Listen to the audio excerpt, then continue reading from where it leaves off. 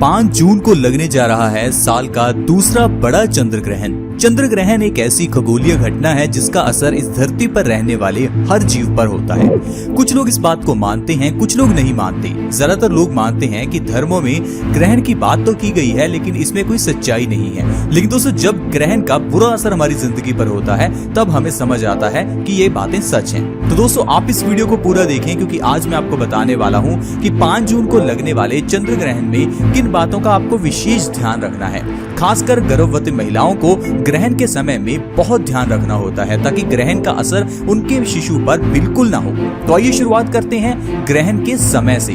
दोस्तों, 5 जून को लगने वाला चंद्र ग्रहण रात को 11:15 से शुरू होगा और 2:34 पर यह ग्रहण खत्म हो जाएगा। यानी कि इस ग्रहण की जो कुल अवधि है वो 3 घंटे 19 मिनट की होगी। तो 3.25 घंटे का ये ग्रहण बहुत ही खास समय होता है जिसमें आपको कुछ बातों का विशेष ध्यान रखना है। साथ ही मैं आपको बता दूं कि इसके 30 दिन बाद यानी कि 5 जुलाई को फिर से चंद्र ग्रहण लगने वाला है। वो साल का तीसरा चंद्र ग्रहण होगा, लेकिन उस चंद्र ग्रहण को भारत में नहीं देखा जा सकेगा, इसलिए भारत में उसकी ज्यादा मान्यता नहीं होगी। फिर भी ग्रहण है, इसलिए आपको खास बातों का ध्यान तो रखना ही चाहिए। 5 जुलाई को और 5 जून को तो दोनों चंद्र ग्रहण लगेंगे, वो दोनों उपछाया चंद्र ग्रहण होंगे। अब आप सोच रहे होंगे उपछाया चंद्र ग्रहण क्या होता है। दोस्तों, एक चंद्र ग्रहण वो होता है जिसमें कि धरती की परछाई से चंद्रमा पूरा ढक जाता है, उसे हम खग्रास चंद्र ग्रहण कहते हैं। उपछाया चंद्र ग्रहण वो होता है जिसमें कि धरती की परछाई से थोड़ा सा चंद्रमा ढका जाता है, यानी कि चंद्रमा थोड़ा धुंधला हो जाता है। इस केस को हम उपछाया चंद्र ग्रहण कहते हैं। और 5 जून और 5 जुलाई को लगने वाले ये दोनों चंद्र ग्रहण उपछाया चंद्र ग्रहण होंगे। और धर्मों के अनुसार उपछाया चंद्र ग्रहण के समय में सूतक काल नहीं होता, यानी कि जो 5 जून और 5 जुलाई को चंद्र ग्रहण लगेंगे उनमें किसी भी तरह का सूतक काल नहीं है। वैसे ग्रहण के समय में तकरीबन 12 घंटे पहले से ही सूतक लग जाता है, क्योंकि ग्रहण का जो असर है वो 12 घंटे पहले से ही शुरू हो जाता है।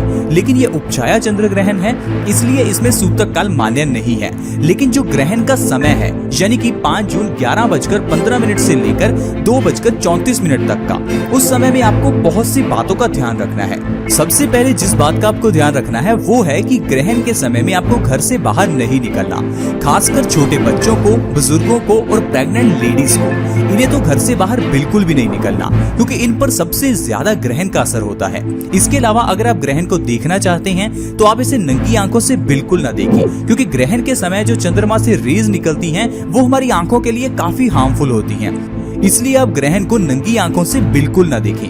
इसके अलावा ग्रहण के समय में यानी 11:15 से लेकर 2:34 तक आपको कोई भी चीज खानी नहीं है और ना ही खाने की कोई भी चीज बनानी है।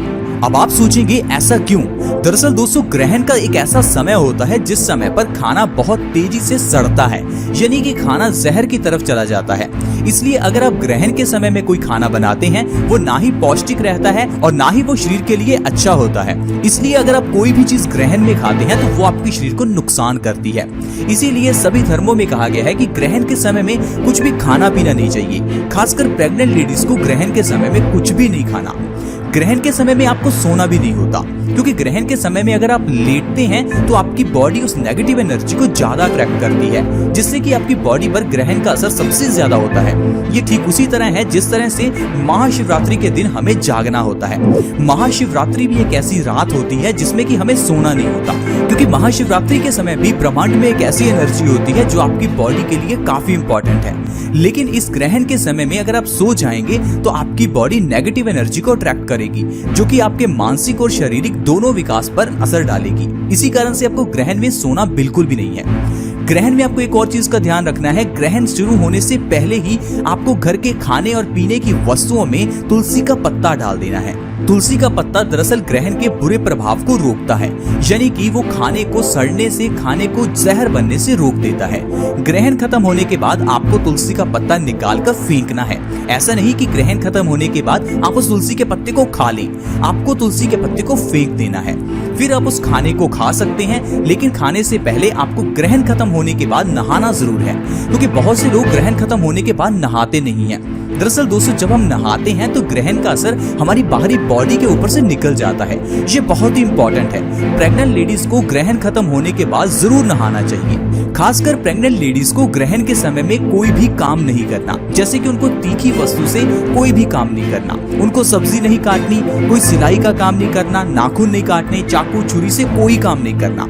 कारण ये है कि ग्रहण के समय में अगर गर्भवती महिला को चोट लग जाती है तो उसकी चोट वाली जगह पर काफी गहरा असर ग्रहण का होता है, जिससे कि उनके पेट में पल रहे शिशु पर इसका नेगेटिव असर होता है। शिशु के उस पर्टिकुलर बॉडी पार्ट पर कट भी हो सकता है। अक्सर ही देखा गया है कि ग्रहण में जिन प्रेग्नेंट लेडीज से कुछ गलतियां हो जाती हैं, उनका जो असर है उनके बच्चे पर होता है, उनके बच्चे को पूरी जिंदगी उसको भुगतना पड़ता है। इसलिए प्लीज आप अपने लिए न सही अपने बच्चे के लिए इन बातों का ध्यान जरूर रखें। तो दोस्तों, ये है ग्रहण के समय में बरती जाने वाली सावधानियां। आप प्लीज इस वीडियो को दूसरों के साथ भी शेयर करें ताकि ग्रहण के समय में लोग किसी भी तरह की गलती ना करें। और साथ ही साथ ये जो कोरोना वायरस की बीमारी फैली है, प्लीज आप इसके लिए भी सचेत रहें, घरों में रहें और मास्क पहन कर रखें, सोशल डिस्टेंसिंग का पालन करें ताकि हम लोग इन चीजों से बच सकें, आपका परिवार कोरोना वायरस से बच सके। आप हमारे चैनल को जल्दी से सब्सक्राइब कर लें ताकि आने वाले ग्रहण की इन्फॉर्मेशन, उस ग्रहण की जानकारी भी हम आपको अपने चैनल से देते रहेंगे। इसलिए आप हमारे चैनल को सब्सक्राइब कर लें। सब्सक्राइब करना बिल्कुल फ्री है। वीडियो के नीचे एक रेड कलर का सब्सक्राइब बटन है, उसके ऊपर क्लिक कर दें और जल्दी से हमारे चैनल को सब्सक्राइब कर लें। धन्यवाद।